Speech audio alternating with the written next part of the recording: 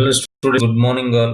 Okay, in the previous part, I completed three questions, one, two, three. Dental formula we learnt one, and what is the importance of bile, even though there are no enzymes present in that.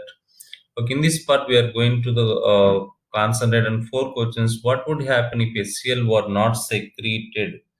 If HCl were not secreted in our stomach. You know that in our stomach there is a gastric juice secreted by the gastric glands. Gastric juice consists of enzymes as well as hydrochloric acid. Okay, this hydrochloric acid is produced by, can you recall that which cells produce hydrochloric acid in our stomach? Can you remember that? Try to recall that. What are those cells? Oxyntic cells, parietal cells.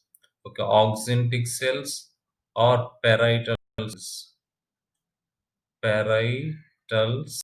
Okay, they produce hydrochloric. What do they produce? Hydrochloric acid.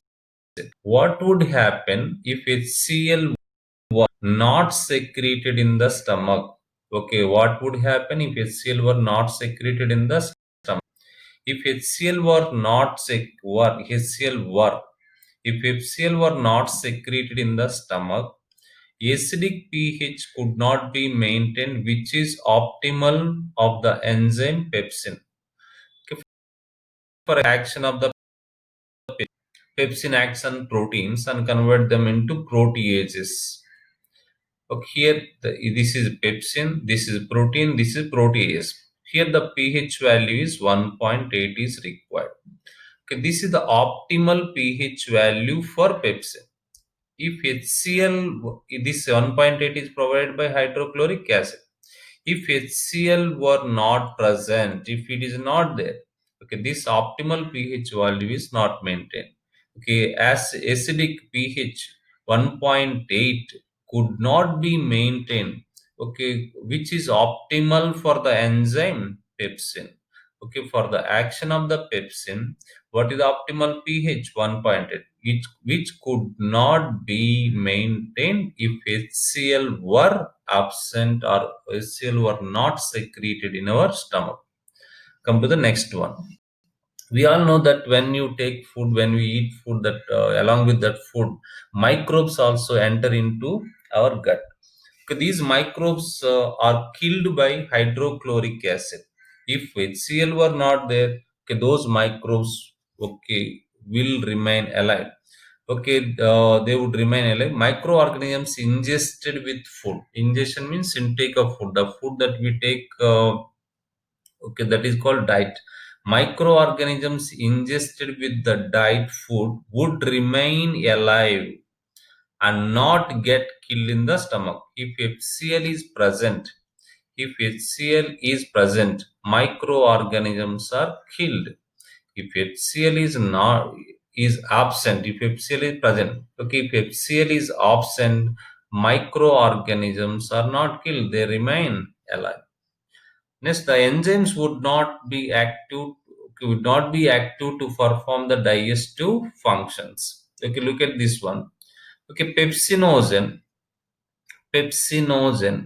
pepsinogen is converted to pepsin by hydrochloric acid. HCl is acting here. Next one, prorenin.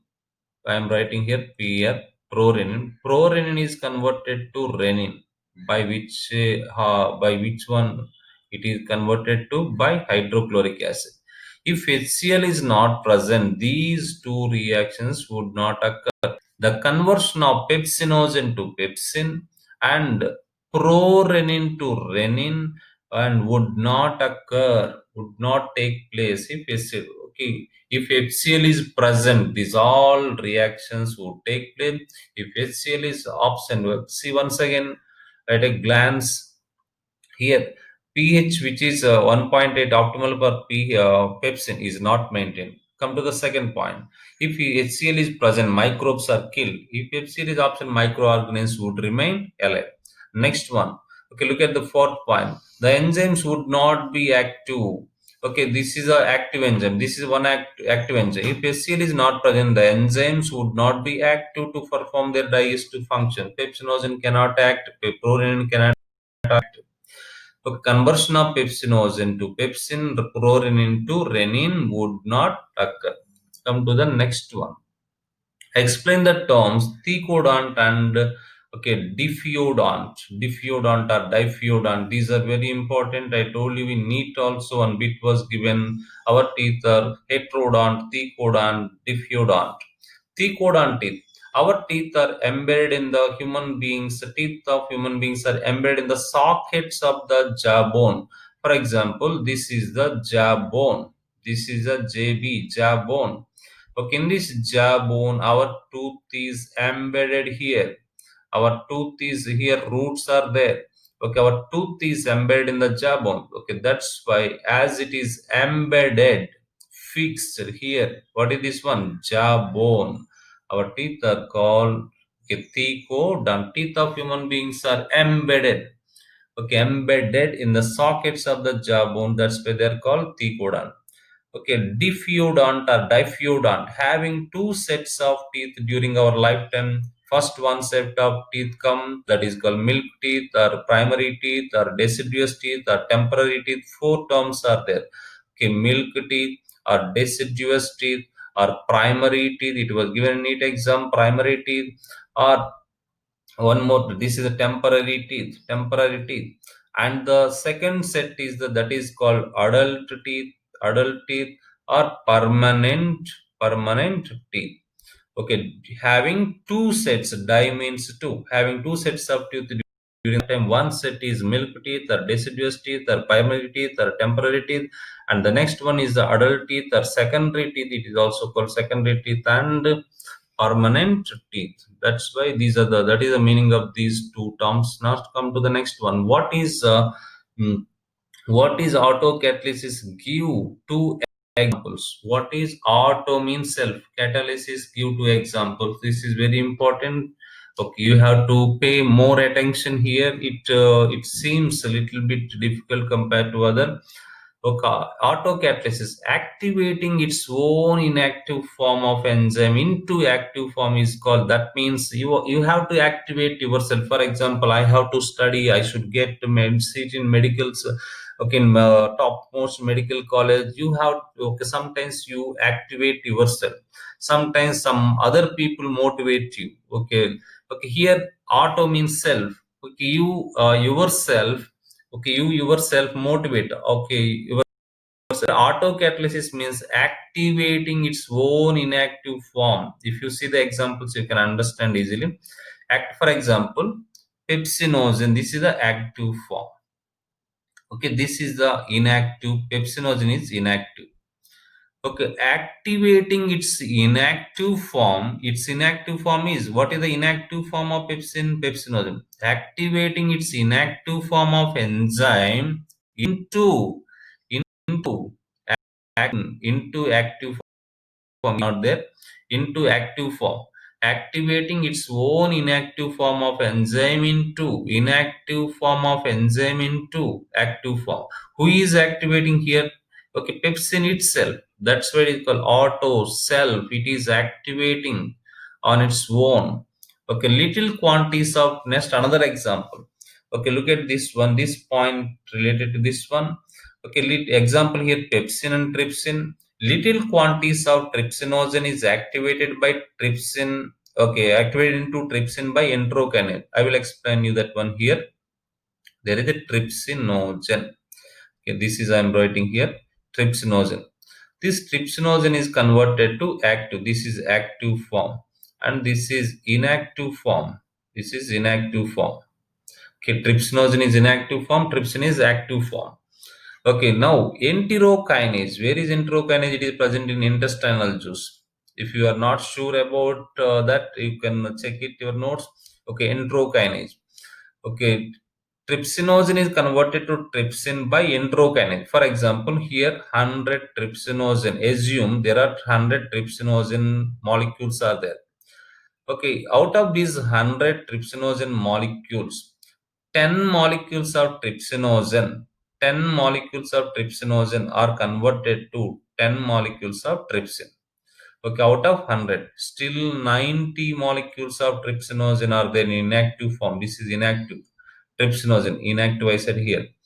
Okay, now this trypsinogen is converted, trypsin here, not enterokinase.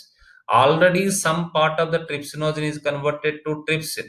Now trypsin coming here and it is activating itself. No need of this person.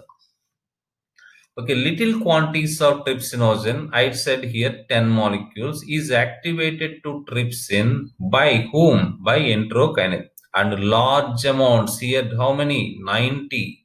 90 molecules of trypsinogen, 90 molecule, large quantities, 90 trypsinogen is activated into trypsin by trypsin itself. By trypsin, okay, this autocatalytically, this is called autocatalysis. Okay, pepsinogen is converted to pepsin by pepsin itself, autocatalysis in stomach, and trypsinogen is converted to trypsin by autocatalysis in the intestine by trypsin here. Okay, these two are very important not only for IP, it is also important for objective. What is meant by chyme? You are familiar with the term chyme. You learned in 10th standard also. The digested food mixed thoroughly with the acidic gastric juice. The digested food, okay, mixed thoroughly with the acidic gastric juice in the stomach by churning movements of its muscular wall. In the stomach, there is a three layers of smooth muscles are there. There is a longitudinal muscle, oblique muscle. Particular this partially digested acidic food is called as, this point is very important. This is the meaning of the chyme is this one. The partially digested acidic food in the stomach is called, okay, those who cannot write this entire one, you can write this point, especially the partially digested acidic food where in the stomach is called chyme. The digested food in our stomach, okay, take stomach here. Okay, here what happens is digested food is mixed here, hydrochloric acid is food, digested food is there. Okay, the digested food is thoroughly mixed with hydrochloric acid, okay, acidic gastric juice, and in the stomach not only hydrochloric acid with the acidic gastric juice by how churning movements of its muscular wall. Okay, that's the kind. Okay, that's the end of this video. I will come with another video in that I will explain some more to IP, very important